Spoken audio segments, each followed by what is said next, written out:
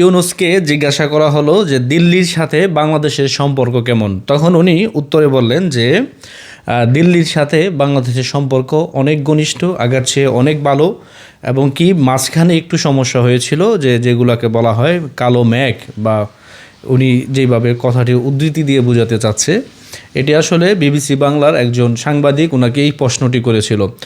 আসলে উনি যে কতটা মিথ্যাচার করতে পারে, যখন উনি বাংলাদেশে প্রবেশ করলো তখন আপনার 7 সিস্টার খেয়ে দিচ্ছে, এই করতেছে সেই করতেছে, দিল্লি আর থাকবে না, দিল্লি একসময় মুসলমানরা রাজত্ব করবে, এটা আমরাও জানি।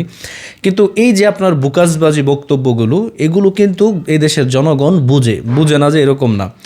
তার মানে আপনি বুঝতেই পারতেছেন যে বাংলাদেশ নামক একটি রাষ্ট্র পরিচালনা করতে গেলে পার্শ্ববর্তী যেই রাষ্ট্রটি ভারত, তার কিন্তু অনেক প্রয়োজন রয়েছে। পাকিস্তান তো অনেক দূরের কথা, পাকিস্তান তো আমাদের সাথে আগেই তারা সম্পর্ক ছিন্ন করেছে, বা আমরা তাদের সাথে সম্পর্ক ছিন্ন করেছি। আর অনেকেই বলবে যে ভারত কেন বাংলাদেশের বিষয়ে নাক গলায় বেশি। ভারত বলতে আপনার মালদ্বীপ একটি রাষ্ট্র আছে, কিছুদিন আগে আমি এই রাষ্ট্রটিতে সফর করি, তখন আমি দেখতে পাই যে মালদ্বীপেও কিন্তু সেম বাংলাদেশের মতন একটি পরিস্থিতি তৈরি হয়েছে। যেমন আগের যে প্রেসিডেন্ট ছিল, সে নাকি ভারতের তাবেদারি করতো, এজন্য তার প্রতিপক্ষ যেই দল, তারা বলছে যে আমরা ভারতকে পছন্দ করি না, বা ভারত কখনো মালদ্বীপে আপনার তাদের যেই অ্যাক্টিভিটিস সেটি চালাতে পারবে না। জনগণকে তারা ঐক্যবদ্ধ করছে, যদিও জনসংখ্যা একদম কম, 4 লাখ না কত লাখ জানি মানুষ, এর মধ্যে বাংলাদেশি প্রায় 2 লাখ। তো যাই হোক, এই রাষ্ট্রটিকে আপনার নিয়ন্ত্রণ নিচ্ছে পরে, এবং কি সে নির্বাচনে বিজয়ী হয়েছে। কিন্তু দেখা যায় কি যে ভারতের যে আধিপত্য বা ভারতের সাথে যে একটা সম্পর্ক, সেটি কিন্তু আগের সরকারের চেয়ে বেশি গুরুত্ব দিয়ে কিন্তু তারা করতেছে। তার মানে জনগণকে তারা খেপাইছে কি যে আমরা ভারতের আধিপত্য চাই না, কিন্তু ভারত কিন্তু সেটি ঠিকই করছে।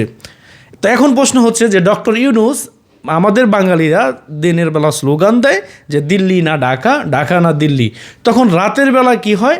রাতের বেলা কিন্তু তারা ঠিকই দিল্লির সাথে সম্পর্ক বজায় রাখতে চায়, এবং এই দেশের জনগণকে, সাধারণ জনগণকে আপনার ভুলভাল বুঝিয়ে আপনার এই দুই দেশের মধ্যে একটা ভুয়া স্লোগান উঠায় দেয়, দিল্লি না ঢাকা, দিল্লি না ঢাকা। তা আসলে এগুলো দিয়ে কিন্তু কূটনৈতিক যে সম্পর্ক, সেটি কিন্তু আপনার হালকা হচ্ছে না, এগুলো আরও মজবুত। তার বক্তব্য শুনে বোঝা যাচ্ছে যে অনেক মজবুত সম্পর্ক রয়েছে ভারতের সাথে, যে আগের চেয়ে ভালো সম্পর্ক। তার মানে সব উজাড় করে ভারতকে দিচ্ছে ডক্টর ইউনূস। বিশেষ করে শেখ হাসিনা যাওয়ার পরে ভারত থেকে এমন কোনো দিন নাই চাল ডাল এটা সেটা বাংলাদেশে আসতেছে না। তার মানে ডক্টর ইউনূসের কথা হচ্ছে যে সেও ভারত বিদ্বেষী না, কিন্তু তার কথা হচ্ছে এটা। কিন্তু তলে তলে এমনও খবর শোনা যাচ্ছে যে সে সেফ এক্সিট চাচ্ছে, যে আপনারা আমাদেরকে আপাতত এই ঝামেলা থেকে আমাকে মুক্ত করেন। ডক্টর ইউনূস কিন্তু এটি চাচ্ছে প্রকৃত অর্থে, কিন্তু বাংলাদেশের জনগণ তাকে সেফ এক্সিট দিবে কিনা, এটাই হচ্ছে সবচেয়ে বড় সন্দেহের বিষয়। কারণ কি, ডক্টর ইউনূসের নেতৃত্বে ইতিমধ্যে একটি দল গঠন হয়েছে, ওই দলের প্রধান হচ্ছে ডক্টর ইউনূস। যদিও জনগণ বলবে যে না, এই দলে তো আপনার ডক্টর ইউনূস নাই, কিন্তু আসলেই এই যে আপনার ইউনূসের আগের যে পার্টি 2007 না 2008 একটি পার্টি করেছিল, যেগুলো আপনার ফ্রন্টলাইনে আনতে পারে নাই, কিন্তু এই আন্দোলন মেটিকুলাস ডিজাইন সাজিয়ে সেই পার্টিকে এখন অন্য নাম দিয়ে ডক্টর ইউনূস পরিচালনা করার প্রস্তুতি নিয়েছে, এবং কি সেটি করতেছে। যেটি আমরা ইতিমধ্যে দেখতে পেয়েছি যে মানিক মিয়া এভিনিউতে 20-40 হাজার মানুষ তারা জমায়েত করে একটি সংগঠনের আত্মপ্রকাশ করাইছে। কিন্তু আসলে গিয়ে দেখবেন যে এই সংগঠন হচ্ছে ডক্টর ইউনূসের নিজের গড়া সংগঠন, এগুলো হচ্ছে তারই একটি মেটিকুলাস ডিজাইন। সে ভাবতেছে যে বাংলাদেশে একটা বুংবাং নির্বাচন দিয়া আমি রাষ্ট্রপতি আর নাহলে প্রধানমন্ত্রী হয়ে বসে থাকবো। আর বিএনপি ওই দিক দিয়ে বলতেছে যে নির্বাচন দেন, সংস্কার পরে করেন, কার কথা কেডা মাথায় নেয়। এই হয়েছে বাংলাদেশের অবস্থা। আর ভারতের যে অবস্থানটা ইতিমধ্যে আপনারা বুঝেই গেছেন, যে বাংলাদেশের যেই কোনো রাজনীতিবিদ বাংলাদেশে আসুক, ভারতের সাথে তারা সম্পর্ক বজায় রাখতে চায়। শেখ হাসিনা কি তাইলে ফুটকি মারছিল আপনার করে? আপনারা বলেন শেখ হাসিনা সব দিয়ে দিছে, এগুলার তো কোনো আমরা এখন দেখতে পাচ্ছি না।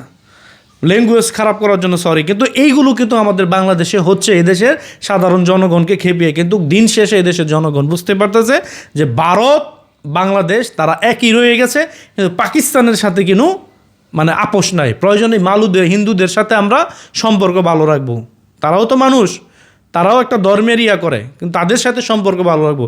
আপনি দেখবেন বেশিরভাগ বেইমানি কিন্তু মুসলমানরা করে, যারা অমুসলিম তারা কিন্তু এগুলো করে না।